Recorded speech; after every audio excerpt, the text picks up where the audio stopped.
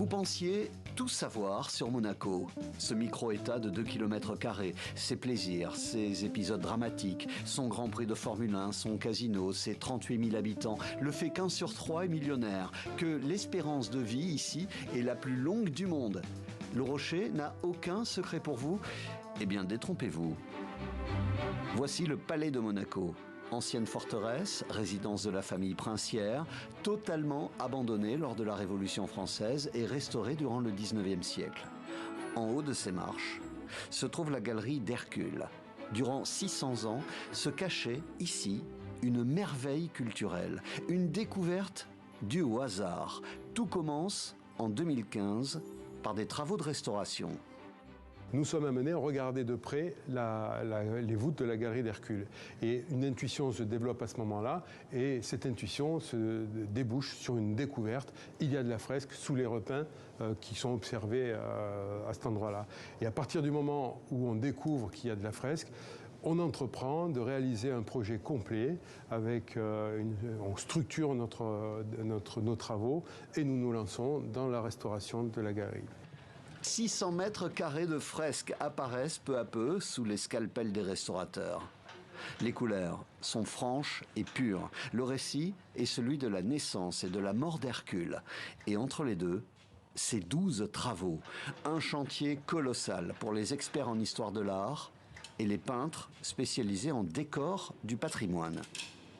J'ai pu assister à différentes phases de restauration, du dégagement, au nettoyage,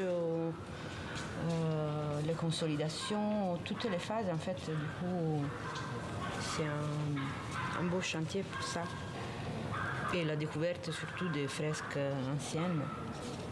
Un chef-d'œuvre de la Renaissance italienne à réhabiliter en utilisant des produits naturels, des pigments, fait maison, d'origine minérale, végétale.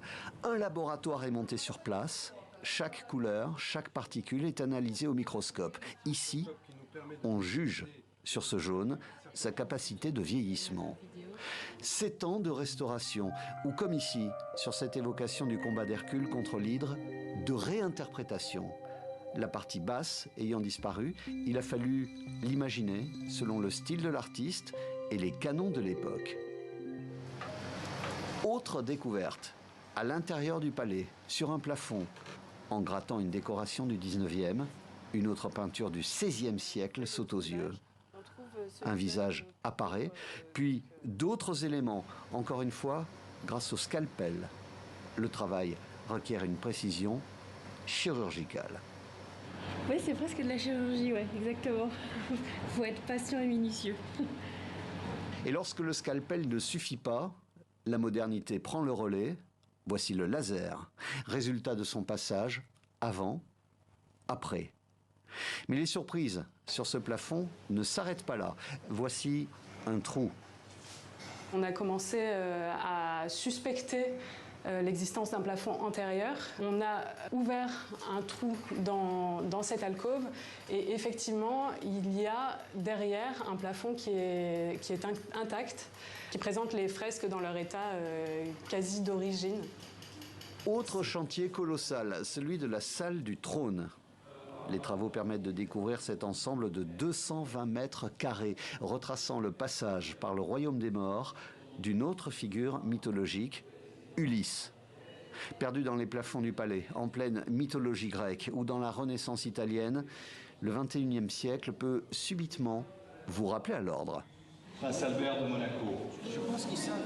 Les espaces restaurés étant désormais ouverts au public, ce public peut donc s'attendre à voir arriver à tout moment le maître des lieux. C'est formidable parce qu'on croit connaître l'endroit où l'on vit, où l'on habite, mais vous voyez qu'il y a des surprises extraordinaires. Et voilà, de redécouvrir non seulement les fresques ici dans cette salle du trône, mais toutes les fresques qui ont pu être restaurées. Histoire de l'art et histoire tout court. Ces années de découverte et de restauration en disent long sur les épisodes dont ont été témoins ces salons, ces cabinets, ces chambres, ces antichambres et cette superbe galerie des princes. À présent, vous en savez un peu plus sur les dessous et la face cachée de Monaco.